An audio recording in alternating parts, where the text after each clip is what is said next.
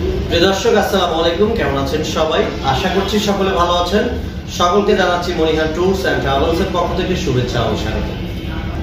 আজকের ভিডিওর টাইটেল এবং থাম্বনেল দেখে বুঝে গেছেন আজকে কোন বিষয়ের উপর আমরা ভিডিও করতে চলেছি।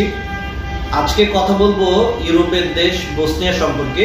কথা না বাড়িয়ে সরাসরি চলে যাব ভিডিওতে। তো চলুন ভিডিওটি শুরু করা যাক।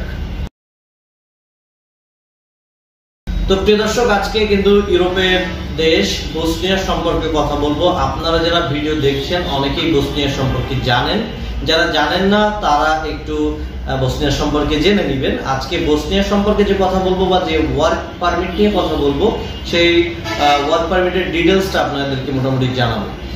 বসনিয়াতে যেতে প্রথম যে কথাটা বা প্রথম যে প্রশ্নটা আমাদের কাছে আসে সেটি হচ্ছে বসনিয়া যেতে আমাদের কতদিন সময় লাগবে। সময়টা 3 থেকে 5 মাসের মধ্যে আপনাদের ইনশাআল্লাহ ফ্লাইট হয়ে যাবে।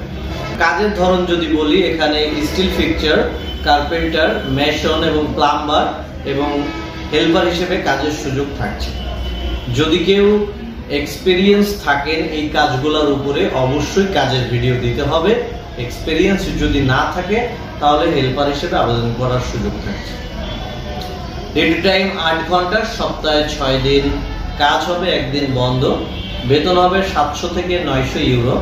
খাবার নিজ, থাকা কোম্পানি এবং ভিসা হবে 1 বছরের। বয়সসীমা 18 থেকে 42 থেকে 45 বছর পর্যন্ত আপনারা কিন্তু এখানে আবেদন করতে পারেন।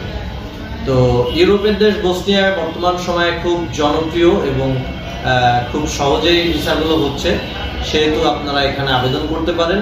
যেহেতু এখানে ইন্ডিয়াতে যাওয়ার কোনো ঝামেলা নেই, ইন্ডিয়া থেকে ভিসা লেগে ডিএসএল হয়ে বাংলাদেশে আসবে, সুতরাং আপনারা নির্দ্বিধায় বসনিয়াতে কাগজ জমা করতে পারেন।